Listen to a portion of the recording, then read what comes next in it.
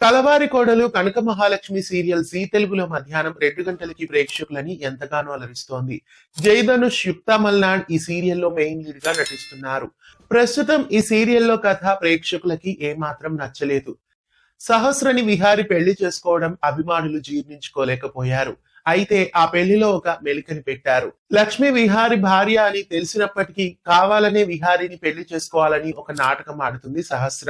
తాను చనిపోతున్నానన్నట్లు డ్రామా ఆడి విహారి చేత చివరి క్షణాల్లో తాళి కట్టించుకుంటుంది. అయితే విహారికి సహస్రకి పెళ్లి జరగడం ఏమాత్రం బాగోలేదని, ఇక ఈ సీరియల్ చూడడం వేస్ట్ అని అభిమానులు అనుకున్నారు. అయితే ప్రస్తుతం వాళ్ళందరి కోసమే కథలో మరో ట్విస్ట్ ఇవ్వడం జరిగింది. పెళ్లి జరిగిపోయింది అని అందరూ అనుకుంటున్నారు. తాను సహస్ర మెడలో కేవలం 2 ముళ్లే వేశానని, 3 ముళ్లు వేయలేదు అని వసుధతో చెప్తాడు. ఇక రాబోయే ఎపిసోడ్స్ లో ఏం జరగబోతోంది? విహారి తన మెడలో 3 ముళ్లు వేయలేదు అని సహస్రకి తెలిస్తే సహస్ర ఎలా స్పందిస్తుంది? విహారికి సహస్రకి పెళ్లి కాలేదు అని తెలిస్తే పద్మాక్షి ఊరికే ఉంటుందా? రాబోయే ఎపిసోడ్స్ ఏం జరగబోతున్నాయి?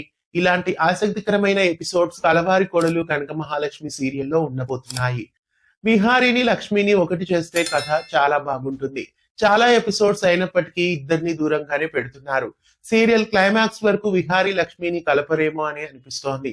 సహస్ర మళ్ళీ ఏదైనా కొత్త ప్లాన్ వేసి విహారి చేత మళ్ళీ 3 ముళ్లు వేయించుకుంటుందా, లేదా చివరి వరకు ఆ విషయం బయటపడకుండా అలాగే ఉంటుందా? రాబోయే ఎపిసోడ్స్ లో ఏం జరగబోతోంది? చక్కటి కథా కథనాలతో ప్రేక్షకులని అలరిస్తున్న కలవారి కోడలు కనక మహాలక్ష్మి సీరియల్ ని ప్రతిరోజు మధ్యాహ్నం 2 గంటలకి మీరు చూస్తున్నారా? మీలో ఎంతమంది ఈ సీరియల్ ని ఫాలో అవుతున్నారు? కామెంట్స్ లో తెలియజేయండి. ఇలాంటి మరెన్నో అప్డేట్స్ కోసం ఛానల్ ని సబ్స్క్రైబ్ చేసి పక్కనే ఉన్న బెల్ ఐకాన్ ని యాక్టివేట్ చేయండి.